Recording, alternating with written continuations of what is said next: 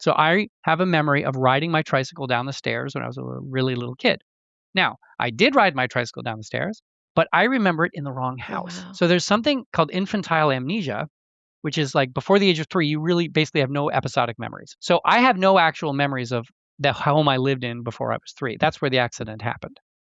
But that story has been told in my family so many times that, and I've pictured it in the house that I knew, the earliest Mm. house I can remember, that now I can't distinguish it from a regular memory. Intellectually, I know it's false. It couldn't have happened, but it feels just like any other memory. Mm. That's the crazy thing about false memories is that you can't tell by retrieving it whether it's true or false because it has the same verisimilitude. So I have this like contradiction. I know it's false and yet it feels like every other memory. Well, before we get into the nuts and bolts of what this thing actually is that we have behind our eyes, this ability to have this whole other world that's outside of or inside of, I guess, the real world, quote unquote. I want to get some definitions on the table. Why don't you define some of the words you think that are most likely to come up in this conversation? From my perspective as a cognitive scientist, the mind is kind of the information processing software that's running on a brain. So when we talk about the mind, we're talking about the how beliefs interact with desires and perceptions and everything to, determine the thinking and behavior of an agent like a human being, as opposed to like the firing of the neurons or the brain waves that travel. That's not really mind. That's the sort of the hardware that the mind that's like causing the mind to be. So the mind is like an emergent property of the hardware doing what it's doing.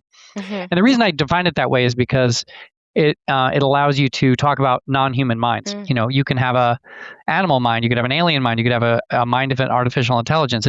It's separated from the hardware. You look very shocked, right? So, just if you separate what a belief is or what planning is from the neurons, then it makes sense to say that a computer can plan because planning is a mind is a mind thing. It's like running Microsoft Word on several different computers. Computers might be different in hardware, but it's running the same program.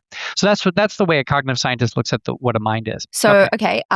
Next might be perception. Otherwise, I'm happy to hear whatever you think is worth defining next. Perception is taking some usually energy in the world and turning it into meaningful representations in a mind. So for vision, that's taking light.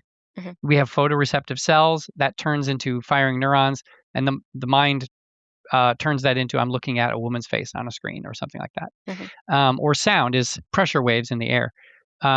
Touch is kinetic. It's pressure waves on the skin.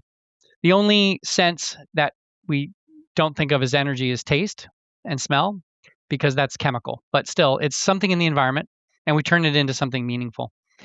So that's generally what perception is. None of these terms are super well defined, and a lot of them are debated because when you get to the borders of them, it gets really tricky, right? The difference between like an interpretation, like when you say, I saw that someone was angry. Okay, did you really see that they were angry, or did you infer that they were angry from a facial expression that could have been acted, right? And that's, depending on how high in the mind you go, where does perception end and inference begin? That's not something that's super well defined, but that's kind of the way we think of perception. So when you say the mind, how might the mind, this sort of like information processing units that is the emergent property of the wetware, like the hard, wet, squishy brain matter that we have in our head, how do you define that as different from what is our conscious experience? Like what is our subjective experience of the world? If you think about the Thomas Nagel definition of consciousness, it's really like that it's like something uniquely to be like something. How do you define those two things as separate? I think that when it comes to consciousness, we need to be really humble because, I've got my opinions, but the experts on consciousness fundamentally disagree with each other. So if you look at the major consciousness theories, there's very, very little agreement, even among the most popular theories. So there's nothing like a consensus about consciousness, including consciousness's relationship to the brain. So there are people who believe that consciousness is just like any other information processing and that the hardware doesn't matter, right? So a computer or a piece of software could conceivably be conscious if it was doing the right information processing, or a bunch of tin cans connected with rope. There are others who think that there's something very special about a brain, like it has to be a brain, and there's something about the neurological properties that's still unknown, but they think it, that makes consciousness possible. Others think that it's a function of the hardware, but in a sense of like how they communicate with each other. So an electrical grid might have consciousness, but a traditional computer never could because it doesn't have the right feedback mechanisms in the hardware. Anyway, I just wanted to give that caveat. If we want to, I can go into what I think, but I don't give what I think very much confidence because I'm not really a consciousness researcher. I've done a lot of independent reading about it. Like for 2 years, I read a lot of consciousness stuff, but I'm not somebody who publishes a lot on consciousness. And it's just fair to say that there's very little we can say for sure about what's going on under the hood with consciousness. We know a lot more about how it behaves, right? Like we know that you can't follow two conversations at the same time. That seems to be a consciousness limitation. If you show your two eyes totally different colors, your mind can only see one at a time. So we know things like that, but that's about as far as we go. Like making sense of all that and how it works in the mind and brain is still up for grabs. Well, I am interested in hearing your opinion as a cognitive scientist, as someone with a philosophy background, also as someone who works with AI. I am interested to know what your and even if you want to hedge it a little bit, what your best guess is at where consciousness might come from and what it might actually be. Right. So I think consciousness is a information processing entity. I think that it's something that is basically an algorithm that's running, and just like any other part of your mind. So recognition of a word, the part of your mind that determines how fast your heart is beating or anything like that. I think consciousness is sort of like that. It's and once we start like trying to figure out what the function of consciousness is, we might be able to get a better idea of what that algorithm actually is. But I'm something in philosophy we would call a functionalist, which means that we define mental terms in terms of how they behave within a larger cognitive system. And the best analogy is like Hamlet. Like people think the play Hamlet is real, right? Nobody would deny that the play Hamlet doesn't exist. But when you try to say what is it made of, it gets tricky because in some ways it's a piece of paper with ink, and sometimes it's remembered in someone's head if they've memorized it. Sometimes it's in a digital form on your computer. And physics can't look at all of those instances and say, here's what's the same about all those that makes it Hamlet. There's no way to do it. You have to know what the words are, but the words are not physical things either, right? And so the idea is that Hamlet can exist with lots of different, it always has to have a physical substrate. So it's not like some soul thing floating in the world. It has some physical substrate, but it's not the same, and it's not defined by its physical substrate. So I think that the consciousness is a bit like that. So you could describe how consciousness happens in a human being, or maybe in all human beings, but to say that consciousness just is that means that nothing without a human brain could be conscious. And it just seems ridiculous to me that if an alien were to come and be communicating, doing everything, we'd say, well, it's not conscious, it doesn't have a brain, it has something completely different. So that seems really silly to me. As silly as saying, oh, it can't feel pain, or it's not actually angry because it doesn't have a brain, it's just acting angry. So yeah, I think that conceivably a computer with the right software running on it could be conscious. I think it's a very bad idea to try to make that, but I think it's possible. Why would you say it's a bad idea? Particularly if it's able to be conscious of positive and negative states, then we would have moral obligations to it that we're not ready to deliver. So imagine having a conscious software that running on your laptop. Would you be morally obligated to keep that laptop running for the rest of eternity so you don't shut it off and kill it? Yeah. Would you be required to entertain it and make sure that it was happy? If it's not conscious, you don't have anything to worry about. Yeah, that's an interesting point, actually. And I was thinking the opposite. Like, if you had a piece of software in your computer and it was conscious, would you be morally obligated actually to switch your computer off and give it a break? Because my computer doesn't ever switch off. And like, imagine if that was a human. You could never. Yes, but switching it off wouldn't be a break. Oh, right. It would be like severance. Like as soon as you turned it back on, they would have felt like no time had passed. Right. Okay. Be like putting him under general anesthetic, but that might be nice. Well, you maybe put in the computer. Maybe it's like, I don't know. I don't even know what a break would mean. But yeah, like but they would be so alien. Like a software AI would be so alien that we would have to find out what it needed. Maybe it wouldn't want a break. Maybe all it wants to do is add numbers. Who knows? Yeah, totally. But we would have some moral obligation to it if it could be conscious of valenced states. That means positive, negative. If it was just conscious of color or whatever, but didn't like have any preferences about that or pleasures and pains, then it's probably safe. But yeah, until we understand consciousness a little better, I would be loath to try to implement it on a machine. And luckily, most AI scientists are not trying to make conscious machines. Not for my moral reasons though, but because we don't know what good consciousness is. Like we don't know what it's for. We honestly don't know what it's for. So when somebody tries to make a speech recognition system with AI, they try to make a vision system with AI, they try to make a generative chatbot with AI, they try to do medical diagnosis with AI. Never never does it come up as like, well, we need to have a consciousness module to make this work. So this is one of the weird mysteries. It's like, okay, consciousness feels important, but what is it? What actually is like? What does it need? What do we need it to do? Now we know in humans there's some things that you can't do without consciousness, right? You can't really learn new things. Like you couldn't learn calculus unconsciously, for example. But we don't really know why, because you can have a computer learn calculus without consciousness. So why do we need it? These are all unknowns. So you mentioned before about the substrate. There's the potential for, or not potential, but there is a substrate for something like Hamlet, for example. Like there is a physical copy of Hamlet that exists somewhere. Would you say then for consciousness, the physical substrate would be the brain?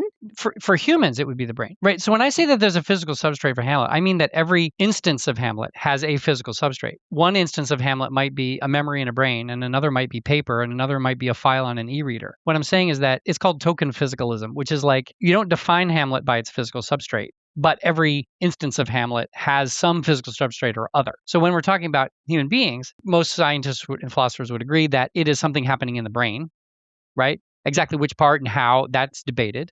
But yeah, we think it's a brain function. Functionalism says though is that it's not necessary. It just happens to be the way it works in humans. So all we can really say is like how it works in humans, and not like how it might emerge in anything that's not human. But it's not correct to say that it couldn't emerge in anything that's not human. That's my view. Yeah, right. So like an octopus, is quite smart.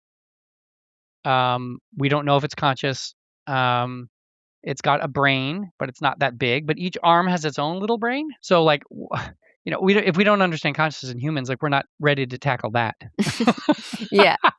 But if it is conscious, it's probably consciousness to some degree in a different way, simply because its neuroanatomy is so different and alien to ours. I mean, and maybe this does come down to the definitions people hold of consciousness, but is there not a case to be made that your body is conscious, maybe not in the same way that an octopus's body is conscious, but like your fascia and your nervous system is constantly giving feedback to your brain, sort of like outside of or below your awareness. And for example, if I accidentally rested my hand inside a hot cup of tea, I would pull my hand out instantly, and I could be doing that while still focusing on the conversation with you. I'd probably have a reaction to it. But is there not a case to be made that like the human body is also conscious, or that the consciousness is not just in the brain of humans? So most people think it's in the brain.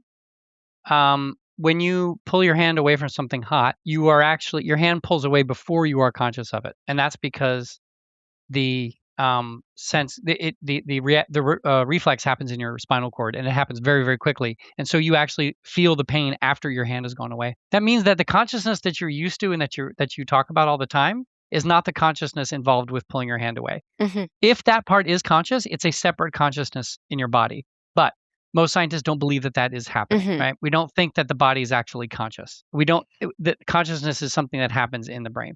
And although some people talk about, oh, the body knows things and I feel things in my body, what you're actually feeling it in is a projection of your body. It's a representation of your body called the body schema. So you've got a representation of your hand in your mind. That can be wrong. Sometimes if you're like have a high fever, you might feel like your arms are really, really long. Or if you're on psychedelics, you might have a hallucination, your arms are super long. But the most striking one is phantom limb, which is where you get a limb amputated for whatever reason, but you can still feel your hand. It feels like your hand is still there. How is that possible if you're actually feeling in your physical hand? You're not.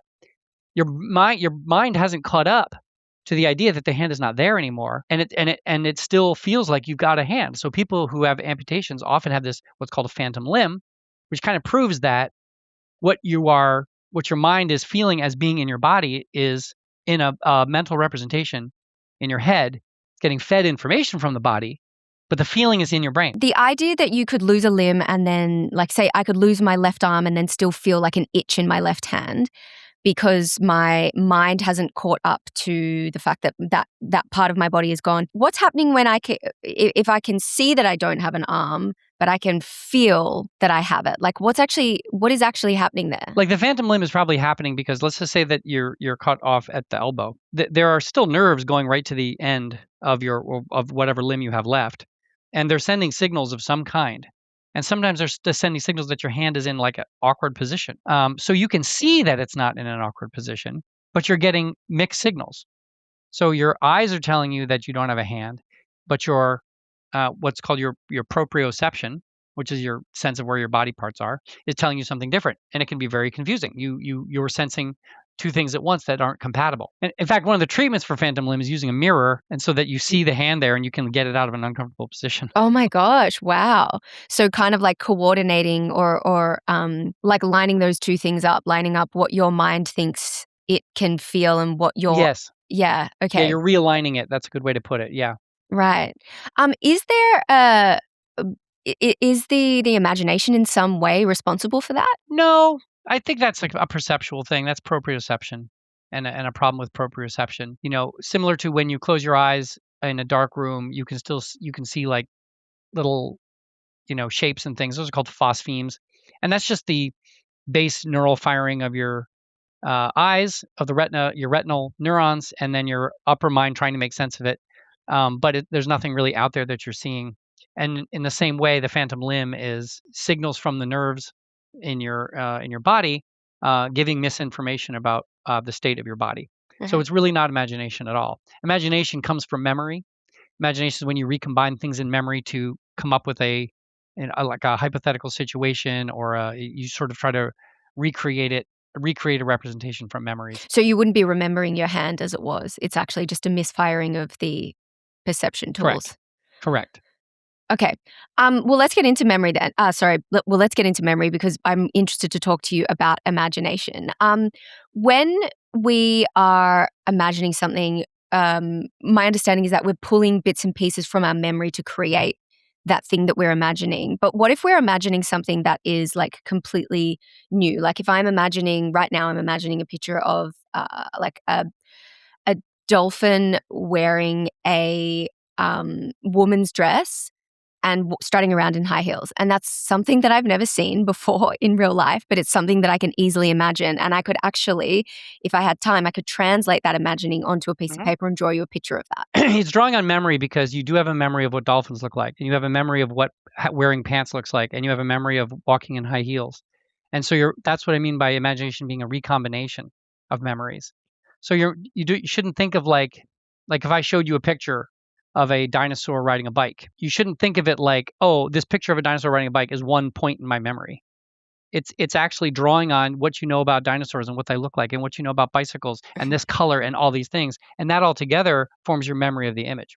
So when you're imagining something, you're drawing on these bits and pieces and these different concepts. And AIs can do it now, right? You type into Midjourney or DALL-E, draw me that, it'll create it. Obviously it's coming from its memory. Like where else would it come from? That's all it has. Yep. But just like these large models that create images, and large language models actually, like ChatGPT, it breaks up the world into tiny little concepts that can be recombined in interesting ways. And that's how imagination happens. And in fact, even if you're not trying to imagine something novel, right? So this like dolphin idea is a novel idea, I assume you just came up with, right? Even if you're trying to just imagine exactly what your kitchen looks like, it's not going to be exact. And you're still drawing on a whole bunch of concepts and putting them together. And when you like try to picture your kitchen really vividly, there's some things you're going to be not sure about, some things you're going to get wrong. You walk in your kitchen and be like, oh yeah, that. It's not a photograph in your mind that you're just retrieving and bringing to your mental screen. You're trying to reconstruct what you know about your kitchen and bringing all those concepts in. So remembering something you actually saw is on the same spectrum as imagining something brand new or dreaming. It's all reconstituting something from its bits and pieces. Okay, so then how do I trust my memories? You should be like wary of your memories because they change. So yeah, you should be, skeptical of your memories. Like if you think about a dinner party you went to and you try to, and somebody asks you, oh, who was there? What you'll probably do is come up with a picture in your head and go around the table. Her, him, her, right? And then somebody might say, "Oh, what about, Jackie? It was Jackie." "Oh yeah, Jackie." Sitting between them. What does Mm. your mind do? Did your mind have a big blank space where Jackie was? No. You had a complete picture. It was nice. And then you just effortlessly fit Jackie in, and now that's your memory. So yeah, your memory it can be affected by the questions you're asked. So famous studies like relevant to policing and interviews. If you show somebody a video of a car hitting a wall and you ask them later, how fast was the car going when it encountered the wall? They'll give a slower speed than if you say, how fast was the car going when it smashed into the wall? So you all see the same video, but just changing the question not only changes the answer, it changes the memory itself. Oh, wow. Yeah, like it sounds like your present mind is so easily influenced by the whatever stimulus it's being given when it comes to recalling things. Is there more chance that I'm going to be influenced by that stimulus if by the stimulus of how someone asks me a question if the memory was created more proximal or distal? Like if it's a childhood memory, is it more likely to be murky than it is if you're asking me something about what I did an hour before we jumped on this call? I don't really know the answer to that. I think I would guess that it has much more to do with how often you've rehearsed the memory than how Mhm. old it is. Meaning, how often do you bring it to mind and rehearse it? And so, if it's a childhood memory that you think about a lot, maybe it's a bad one. Mm. Maybe something a teacher said to you that was terrible, or something a teacher said to you that was very inspiring and turned your whole life around. That's not going to be any dimmer than a recent memory. A recent memory, like where you parked your car 2 weeks ago, might be Mhm. completely unretrievable Yeah. entirely because you have no need to rehearse where your car was 2 weeks ago. You only need to remember it until you pick it up again, right? If you're going to a big parking lot or whatever. So I would guess it has more to do with rehearsal, but I've never seen a study that looked specifically at memories that were encoded a long time, like initially encoded a long time ago versus recently. What's that? What's that when you have something in the front of your mind and then it escapes you? It's part of the constraints of consciousness, right? So we know that consciousness and your what's called your working memory has a very, very tiny window. And so you're not really able to have more than a couple things in it at a time. This is why there's task switching costs to get back to what we were talking about, right? If you're working on, you're talking to me, right? You're talking to me. I'm talking about all kinds of stuff that, that's like news to you. You're trying to keep it all in your head. You're trying to think of the next question. You're worried about what your friend said to you last week, and that's all that's competing for your mental space, which is this tiny little sliver of Mm. what's going on in your whole mind can do a lot, but your consciousness seems to be a very limited capacity entity. And so yeah, you're telling somebody a story and a friend walks by and oh yeah, hi, how you doing? Oh, and then they leave and it's gone. Mm. It's been pushed out and then you have to retrieve it all over again. Okay, well, I just remembered what I was going to say. So I'm going to write that down. But then, what can you explain to me what happens when all of a sudden it comes back? Like you say, you can only hold limited things in your mind. So I'm juggling, and at some point, the thing that I wanted to ask you next drops out of my mind. But as you were talking, it comes back. So is that because I've sort of I've had to reallocate my attention to listening to what you're saying to see if I can retrieve that thing back that I wanted to ask you, or is something else going on there? So the way that memory retrieval seems to work is something called semantic priming, which means that concepts that mean similar things make each other easier to remember. So sometimes it never comes back. Like you have an idea for a song lyric, and you're like, oh, I should write that down. You're driving or whatever, and then like you get home, you're like, oh, you just can't. You never remember it again. But sometimes you can like when something's on the tip of your tongue or like you're trying to remember it, your mind is like sort of like probing the different related concepts, hoping that it's going to bring it to the fore. So sometimes people will actually talk to themselves. They'd be like, "Oh, the Mm. name of my first yoga instructor, the name of my." Why are they saying it out loud? It's because when it goes in your ears, it reaches different parts of your brain, and it might actually bring the memory to light. Mm. Sometimes now that I'm like 55, I'll like walk upstairs and I play a game called "What Did I Walk Upstairs For?" Like I can't even figure out and this is the funny thing. Sometimes if I just move my hand, I can figure it out. So I go upstairs, and I'm like, what did I come up here for? I just start moving my hand. Oh, a hammer. And that's actually what you came up And there it for? works. Yeah. But My is my that my my my hand just starts moving because a part of my mind knows what I came up for, but I'm not consciously able to access it right now. but it feels like a hammer is related to that movement you were doing with your hand. What if what you went upstairs for was like your sock or something? Would you have to move a different part of your body for your I memory I to mi like I might reach for my sock.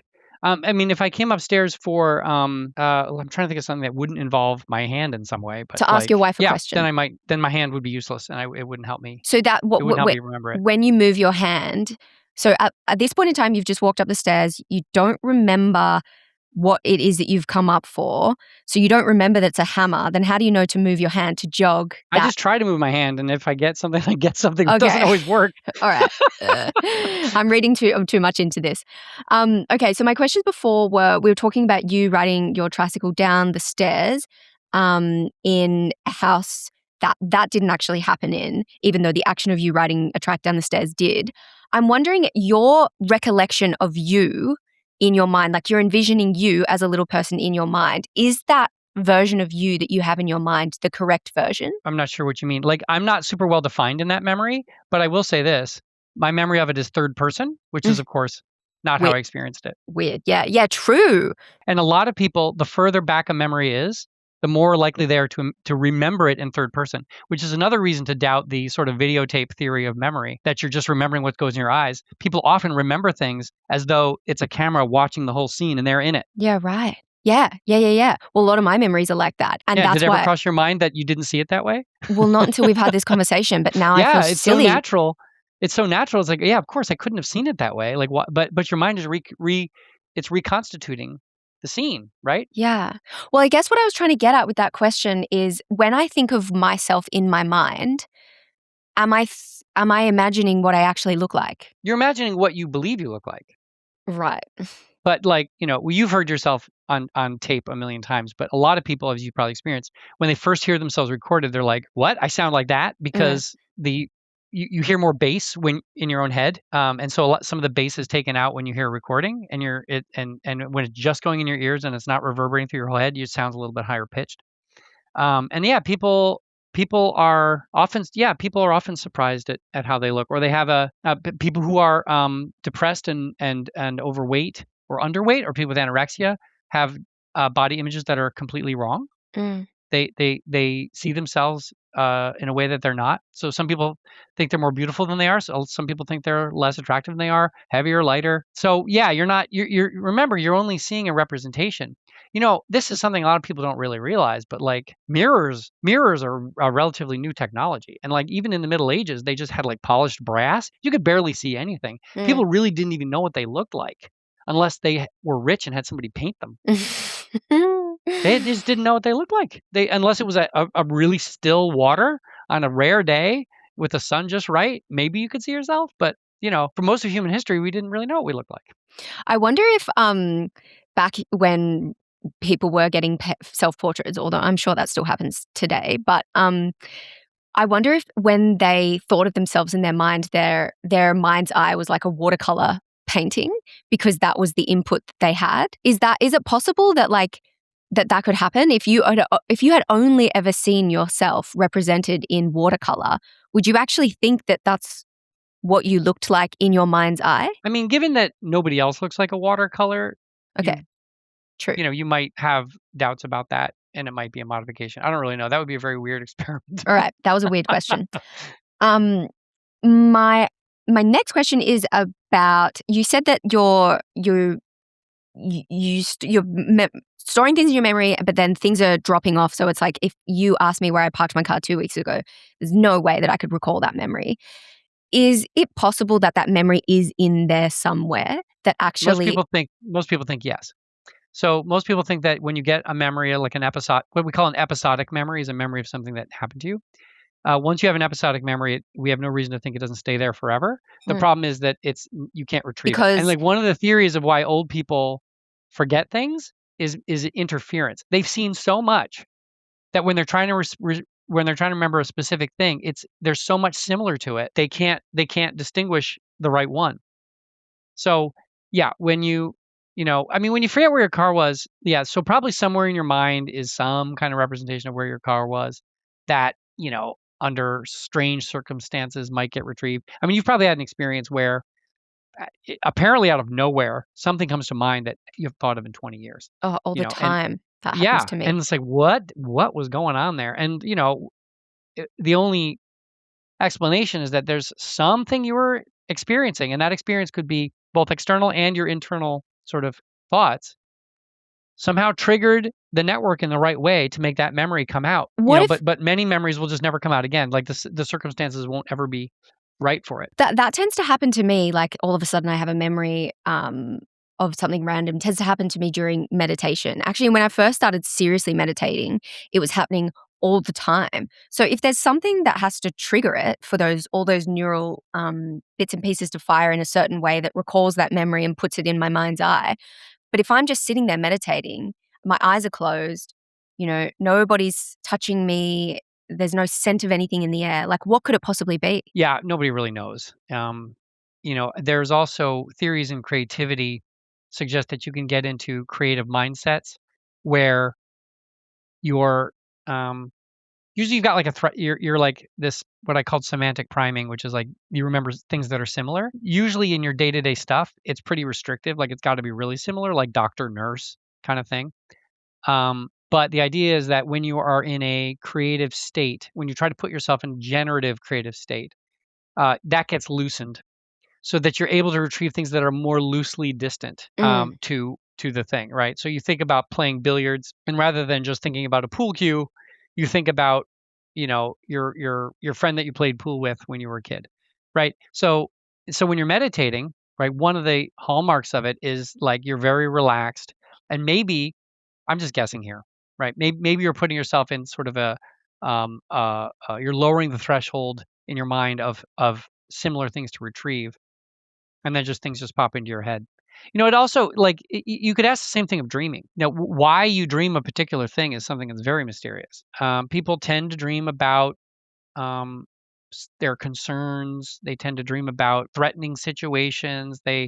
But scientists have had a hell of a time trying to get people to dream about anything specific. You show them a movie before they go to bed. Nope, they don't dream about the movie. The mind is like, nope, we're thinking about this, and who knows why? Like that's another really contentious field is like dreams. Like some scientists think that they have no function at all. They're just your mind making sense of chaotic information coming from your brainstem. Others think that it's rehearsal for threats or social situations. But yes, from the imagination standpoint, we can't say why you dream a particular thing or why certain memories will pop into your head when you're meditating or just walking around. I just laugh then because there's like so many clips of women being angry, like as a joke, sort of as a joke, but it's funny because it's real. Is like women waking up in the morning angry at their partner because their partner has cheated on them in their dream. If the theory is that it's like a threat rehearsal thing, doing your dreams is like a survival mechanism essentially. Then it's interesting, like the things that you dream of really do say more about what your fears are or like what you perceive to be threatening to you in your life subconsciously. Yep. And the threat and the rehearsing threats theory also explains why we forget our dreams. What we need is the practice, but we don't want to confuse the dream with something that actually happened. So you get the practice without the episodic memory. You get the sort of the procedural memory. Why is it that dreams and even like intrusive thoughts are often like dark, depraved, violent, sexual, weird in nature? Maybe this is just me, but I don't think it is. I think that a lot of people have, like quite a creative and dark inner cinema. Why is that? You said intrusive thoughts, and just let's be clear, somebody wouldn't call it intrusive if it wasn't unpleasant. True. Okay. Like if you just had if it's just a happy memory popped into your head, you wouldn't be like, that's an intrusive thought, So by definition, like they're going to be dark, right? But like behind what you're saying, a lot of people have a very negative stream, usually of voice. They have like a chatter in their head of negativity, self-doubt, paranoia, criticism, judgment of other people. Why that is, I don't know. I'm glad I don't have it. Like I don't have a voice that's just constantly chattering at me.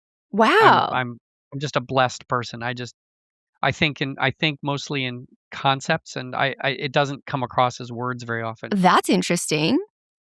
So what does inspiration look like for you? Well, let's say that I forgot to feed the dog and I'm out walking and I'm like, oh my God, and I remember that I have to go home and feed the dog. I think about the concept of my dog and the fact that they're hungry and the fact that I need to feed them, but the words don't pop into my head. I need to go home and feed the dog, or you need to go home and feed the dog in English. You see what I'm getting at? Yeah. It's just concepts. Do you think that your mental chatter is less negative because there's no you in it? Like there's more, it's more likely that if it's you forgot to feed the dog, you're a shitty dog owner. That's more likely to happen if we're thinking about the you in that. Well, let me ask you something. Do you have negative chatter in your head? Yeah, definitely. Okay. Does it say I or you? I have lots of voices. Are you saying I'm a loser or are you saying you are a loser? Well, I don't say that particularly. Sorry, I shouldn't have given an example. No. I'm happy to go there. Yeah, I guess like I have a lot of chatter in my head. That thanks to meditation now I'm like much more able to observe it. I think it's you more than I. Okay. Right. So I think that my lack of chatter in my head and my positivity are separate. Like I think I could have a lot of negative thoughts even if it wasn't in words because I know what a loser is. And I can imagine like when I'm disappointed with myself or feel guilty or whatever. I have those thoughts. They're just not in words. So what do they look like? They're concepts. So yeah, okay. You ever like try to you've got an idea and you can't bring the word to mind of what it is, but you have the idea in your head. All my thoughts are like that, except I'm not searching for the words. It's that pre-linguistic meaning. Or if you've ever like experienced something again and again, and somebody says, "Oh, that's a X," and you're like, "Oh, that's the word for it." That's that thing that I've been experiencing and I've seen over and over again, that pattern I've seen over and over again. I'm so glad that there's a word for it. Now I have a word to attach to that meaning that I've always had. Those meanings, that's what I think in. Yeah, that's so interesting. I've never really thought of anyone, I guess because you project your subjective world, your subjective experience onto the world, which is like a whole other complex psychological thing, but I've never really thought of the idea that other people would have a mental chatter that's not chatter. And I was surprised to find out that most people do. I Yeah, was like, right. That's awful. How do you live with that? That's why I feel terrible. I can't believe like people have it, you know? But like, if you were like shopping for a couch or trying to picture how it would fit in your living room, it wouldn't all be words, right? You have imagery thoughts too, right? And feelings thoughts. It's not all words. I have those too. And I can think in words. It's just not a constant word stream in my head. What if you were, because you're a writer as well. So what if you're writing? Are the words coming to you and then you're putting them into the computer? I don't think that that's much different. I don't think that the way I write is much different from others. I think about meaning and then it just comes out. Right. Like, like you, even in this conversation, it's very hard for us to talk about how we come up with the words we do. We don't even know what words we're going to have at the end of the sentence when we start it. Mm-hmm. But we've got this sort of intention of what we want to communicate. And your unconscious mind takes care of choosing words that make it work. Mm-hmm. And sometimes you screw up and you're like, oh, I didn't mean to say that. Like when I used the loser example, my mind pulled that out without my approving it first, my conscious mind approving it. And, and that's the way it is for writing and for speaking. But I think it's sort of a separate, obviously I can talk and I can create words and people talk in my dreams. So I do think in words sometimes. It's just not, I just don't have a constant like background chatter. Mm-hmm. Mm-hmm. Well, happy for you. Yeah. I want to talk about the relationship between, and I guess this kind of relates to memory, but the relationship between your imagination and time, because your imagination is what's responsible for traveling ahead of time, and making plans and imagining possibilities. Yeah, when we go back in time, I don't actually know if this question is fully formulated in my mind either. So if you want it, so changing, going forward or backward in time in your mind is called chronosthesia. Chronos meaning time, right? And so it is definitely a part of imagination, and people who have deficits in like imagery have a harder time imagining the future and the past. And it's very possible that animals can't imagine the future or the past, or many animals can't. Maybe some birds. So yeah, it's very tied to that, because thinking about a possible future or reconstructing a memory from the past is drawing on memories and creating something new, and that's imagination. And not it's very possible that very few animals can do it. So is there an evolutionary function for humans having the ability to travel through time in their imagination? Absolutely. Imagine if you just had to try everything instead of thinking about what being able to reflect on the past and learn from those mistakes, being able to think about, well, what if I what if I went over and slapped that person, thinking about the consequences? Yeah, that's got a huge evolutionary advantage. If you can like simulate in your mind what would happen, or in the past, what would have happened if I'd done something differently. That's incredibly valuable. And you can imagine why people who had the ability to do that better would out reproduce and Hmm. out survive the people who couldn't. And just think about people who you say, oh, they don't think about the consequences of their actions. What are they doing? They're not using their imagination, or their world model is off, whatever. But for whatever reason, they're unable to predict or unwilling to predict, and they just do things that end up not working out for them or anybody So then else. why wouldn't animals need to have that? Well, because there's a cost to everything, right? So it could be that the ability to imagine is metabolically costly, right? Like humans have these huge heads that like almost kill the mothers that come out of them, and that's really, it's really dangerous. It was until very recently extremely dangerous to even have a child, right? That's not a problem for most animals because humans' niche is really, really smart, and we also have hands that we can build things with.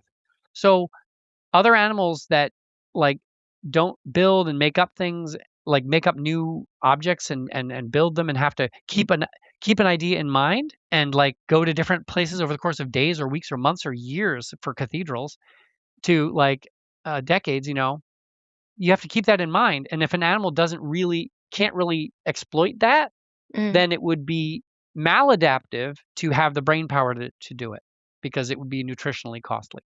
Hmm. So then So why? evolution's full of species losing things that aren't adaptive anymore. Hmm. So then why would birds maybe have it? I just say that because they've been doing a lot of experiments on like corvids, like crows and ravens and jays that suggest that they seem to have episodic memory.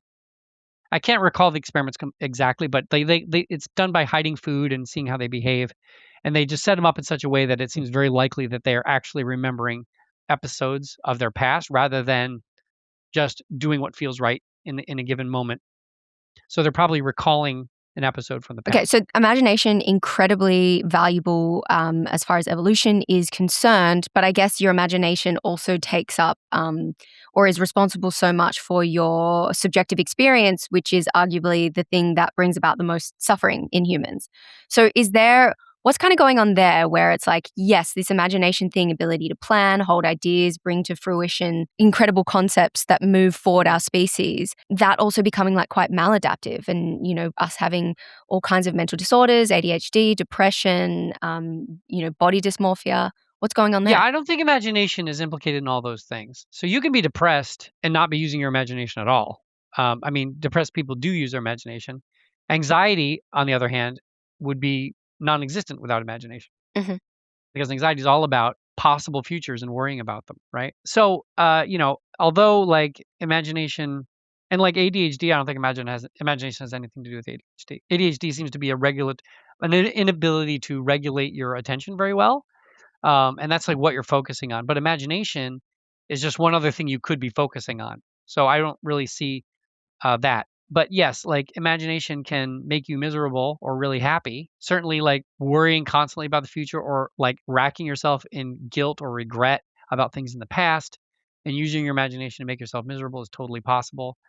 But it's also fantasies. You also can make yourself happy with thinking about cool things and you know, you can listen to a song and imagine how you'd make the music video, and that can be very entertaining. And then there's some people called maladaptive daydreamers, or I call them compulsive fantasizers, but the technical term is maladaptive daydreamer, who fantasize so much and so well that they just start like dropping other things in their life. They just can't wait to get home from work to just lie in bed and engage in their fantasies for hours and hours and hours. And they'll not do things with friends because they don't want to miss out on their fantasies, or they'll in the middle of a conversation they'll just like snap into their fantasy and just be and everyone think they're like really spacey. So that's like a problem of like enjoying your fantasies too much. Oh wow! One of my students was like that. It's called maladaptive daydreaming, and you can hear accounts of it on YouTube if you look it up. It's really interesting. But I had a friend who was like, it was so bad for him in his like 20s that he would do really risky things. Like he would do really intense things like basketball, but he also did like working on an oil rig and like skydiving because those were the only ways he could escape his fantasies. And I said, "Oh, so if you were like a POW and like, or put in solitary confinement, would you be just fine with that?" He's like, "When I was 20, yeah, I'd just be happy just all by myself, just engaging in fantasy all day The long." spectrum is so wild because there's people that literally will do anything to not have to engage with their own mind. I have so many friends that like just podcasts on all the time, like music blaring in the car, like never a silent or dull moment. And I think it's interesting because for some of my friends, I'm like, oh, you grew up in a busy household, you have lots of siblings. That makes sense. That's what you're used to. And then for other people, you can also see that like, oh, it's this dread of having to explore what the fantasies might reveal to you about Yeah, I yourself. mean, people generally are very averse to just being alone with their own thoughts. One crazy study had people like if you just put people in a room and tell them to just think their own thoughts, they're generally miserable with it. One experiment put an electric shocker, and people were more willing. They would give themselves electric shocks rather than be alone with their own thoughts. That's Wow. what a sad state humanity's in. And God. because you're into meditation, I know that you recognize the problem and you're taking steps to alleviate it. And I think that's great. My next book that I'm working on is actually on the science of spirituality. So it's like looking into all the spiritual advice for how to be okay, meditation, deep breathing, all that stuff, and like trying to write about the science of, what does science say about this advice. And so I'm really into that. But yeah, Yeah. it's a problem. Yeah, what have you been that's a really interesting book concept. What have you been discovering? What's been surprising you along the journey of writing that book? In psychology, it's called emotional regulation, and I'm learning that sometimes when an emotion is really intense, certain strategies work better than others than when it's calm. So two common strategies are distraction and reappraisal. And distraction is actually better when you're in a really intense feeling. And reappraisal is more effective, but is really only useful when you're a little calmer. So emotions can be positive or negative, but they also have arousal. So you can be really high, really low arousal. So if it's a really intense emotion, like somebody's making you really angry, it's probably better to distract yourself than trying to look at the bright side and doing these like thinky cognitive things. But I'd rather, I'd really rather come back on your show after the book's published and just talk about that because it's a whole other subject.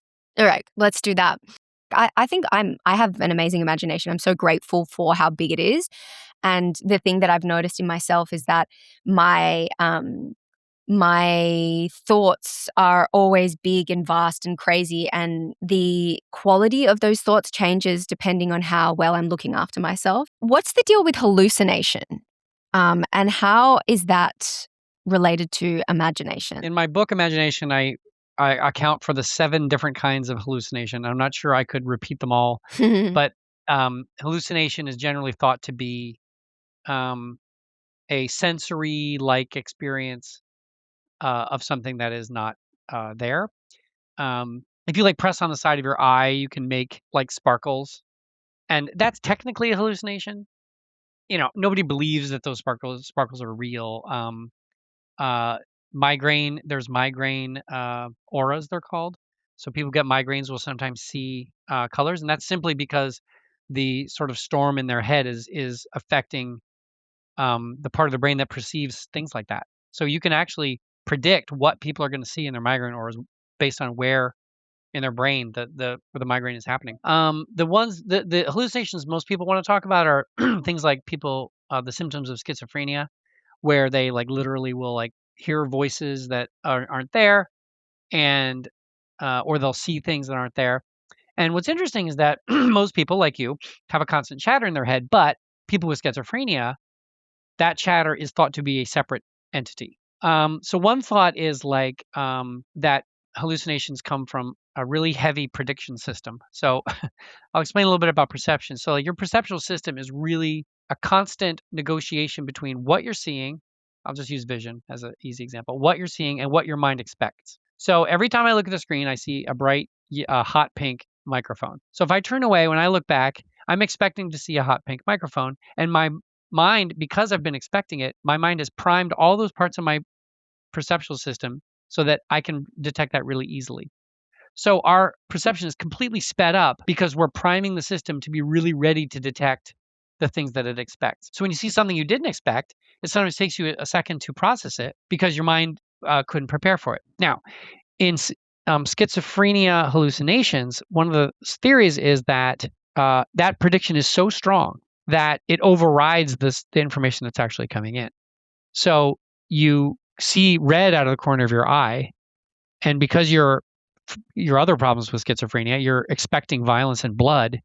You turn and look, and your mind is so primed to see blood that you perceive a red coat as just blood going down someone's body. So there's something called the forward modeling system. So when I, reach out my hand and touch the computer, I don't get surprised when I feel the computer under my fingers, because the part of my mind that sent the message to my hand to move also sent a message to my haptic system and my visual system to expect, all right, you're going to feel something on the fingers because I just moved the hand, and it all ends up and you don't notice it. So one theory is that this system is messed up. And so your senses and your motor system and your thoughts aren't getting all the information. And so you get what's called alien hand syndrome. So some people's hand will go and pick up a phone and they're like, I didn't do that. I didn't do that. So what happened was part of their mind wanted to pick up the phone, but the message to their perceptual system and their consciousness didn't make it. So they're surprised by what their hand did. The idea with hallucinations is that you might be imagining something, but maybe there's a forward system there too. And so your visual system, which is going to perceive that imagination, that imagery, didn't get the memo that you're about to imagine something. And so you see it and you think it's real. Oh my God. How does it happen that there can be so many systems that are just like not communicating with each other in the brain? Like, Well, normally they do. I mean, that's the thing. It's like it's just, but the more you learn about how the mind and brain work, the more you can tie them to disorders, right? Like, well, when this system breaks, this is what we get. And when this system breaks, this is what we get. what's the most likely cause of something like that going wrong? It's a big mix of genetics and um and your experience, but also the randomness of early childhood development. Mhm. Like when your brain is getting formed, there's a lot of chance in there. you know like, get this is crazy, Paige. Mhm. The amount of DNA information that you have to make your brain, to build your whole brain, could fit on a DVD. That is small compared to the trillions of connections that are in your brain. Trillions. So what does that mean? It means that the information in your genes is like, okay, this goes here, basically, this goes here, and here's some algorithms to connect it all up. That's why identical twins, even at birth, don't have identical brains. Even though the DVD was the same, it was a process that's described, an algorithm that's described to create a brain, but it's got so much randomness. Were they lying on their left? Was the mother lying on their left or their right? Or, did the person have food? What was the nutrition? This cell couldn't get past this cell when it was trying to move. And so you end up with these different brains. So when people talk about like why is there mental illness, why is there differences in IQ, on and on and on, they often talk about genes or upbringing, but the development is the third thing. The actual randomness of brain development could account for an unknown amount of mental illness too. Mm. So it's hard to generalize. Okay, well, maybe this is something you can speak to because you wrote a book about it, but why are we interested in the things that we're interested in? So my theory is that there's like 5 main things, and they are basically evolutionary, specifically to humans. So the first one is that we're interested in people and relationships between Mhm. people, particularly status. So we love stories with people, rags to riches, riches to rags. You know, the little guy overcoming the big guy, domination, all these things that are, and why do we love to watch these things? Why do we love to consume these things? Is because most of our evolutionary history as human beings was spent in groups of 150 people on the plains of Africa, where your social life determined just about everything. Like how well you got along with everybody else, keeping track of who was in charge, who was sleeping with who was keeping secrets. All of that was incredibly important for your survival. Like we still need each other for survival. But back then, almost everyone you met was somebody really important to your life. So now when we watch television, we see people who we'll never meet. Not only will we never meet that actor, but it's a fictional character. So, but our minds don't understand that. We didn't evolve with television. And so part of our mind thinks that this person on the screen is somebody in our community. And so when they get in trouble or they're cheating on their spouse, we're like, oh, because part of our mind thinks we need to know that because they're in our community and that could be strategic information. It's Oh the my same thing when God. you watch a zombie movie and then you have nightmares about zombies. The threat detection theories is like, yeah, we didn't evolve with movies. Your brain's like, I saw these things. I need to prepare for when they come because I saw it happen. And most of your mind doesn't realize it's a movie, right? So anyway, so that's like, so and if you look, like most songs are about relationships with Mm. lyrics. Most like music with lyrics about relationships.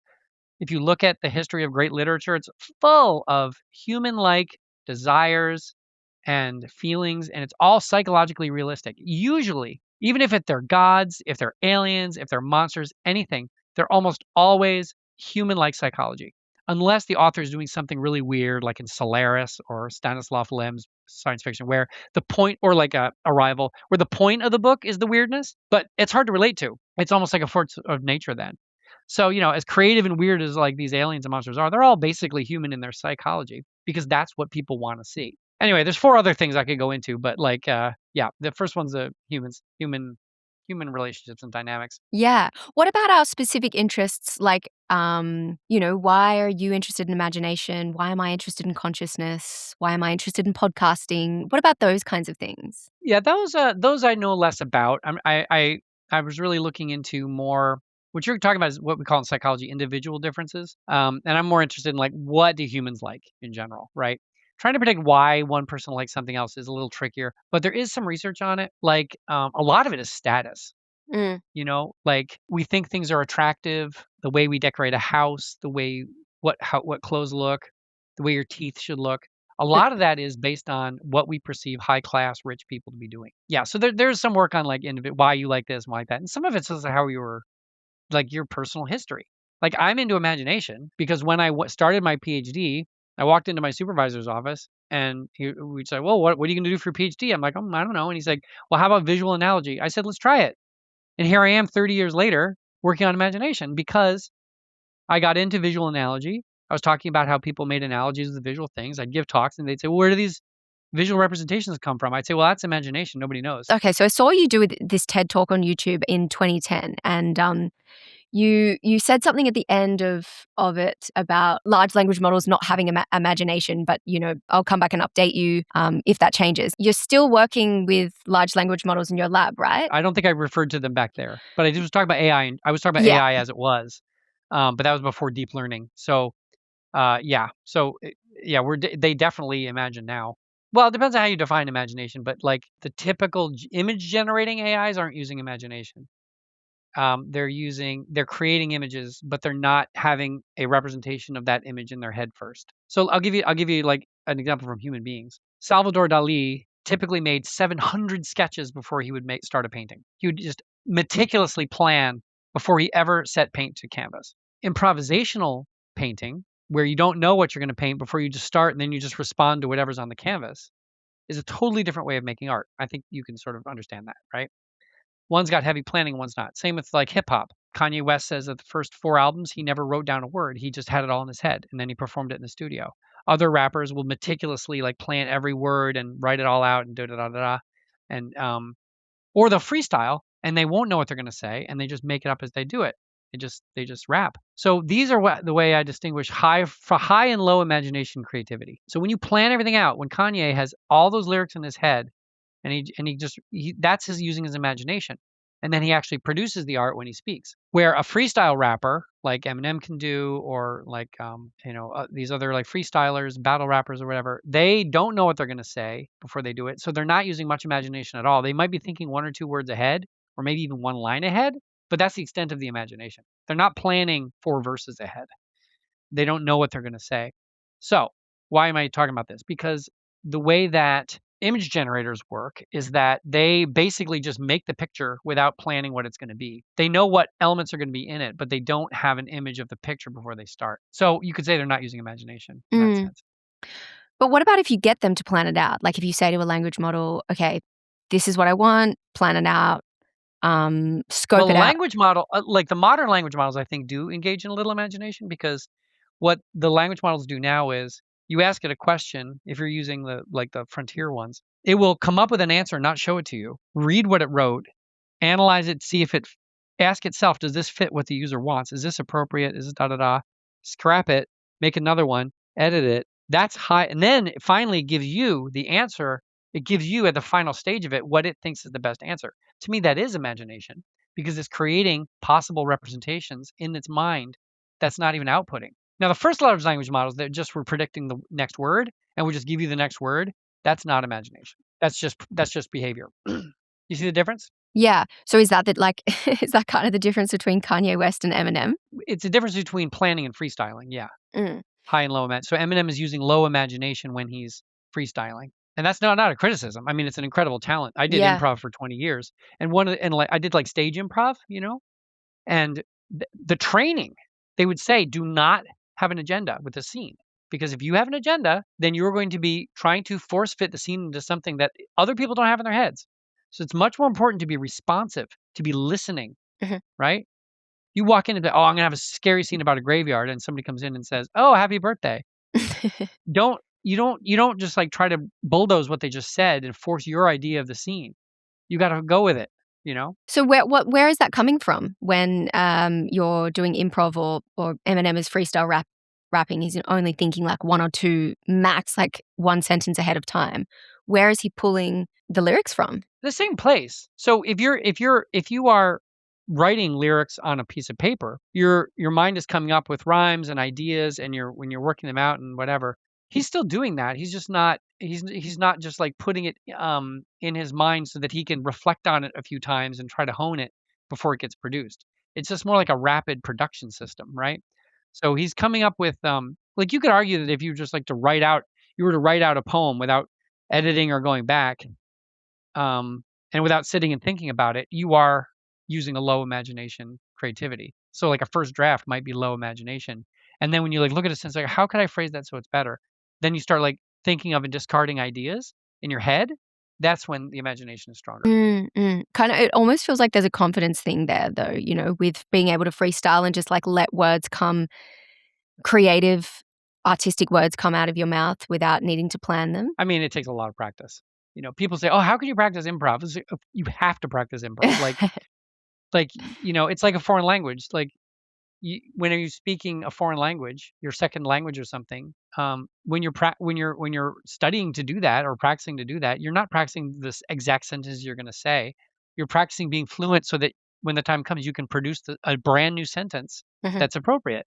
And it's the same with improv.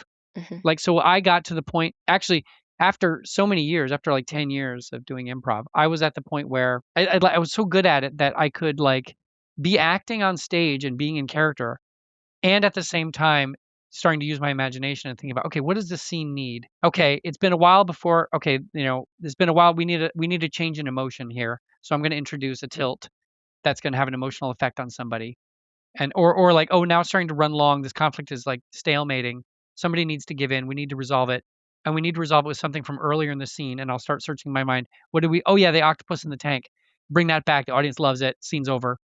So that took tons of practice, though, to be able to act on stage while thinking about the plot. Well, thank you so much for your time. Where can people find you if they want to keep up to date with your research or they're interested in this new book about the science of spirituality? Where are the places? Yep. So you can follow me on Jim Davies, Cognitive Scientist on Facebook. And my website is jimdavies.org. Because I'm an organism, so it's jimdavies.org. I'll put all of those links in the show notes. What is the name of the book that's coming out? Does it have a title yet? No, it doesn't have a title yet. Okay, but it's just Science Spirituality. It's going to be something, the science of spirituality, very likely, because all my books are the science of something. Right. Okay. We'll keep an eye out, and then once it's published, I'll get you back on the show to chat about it. I would love that. It's a pleasure talking to you, Paige.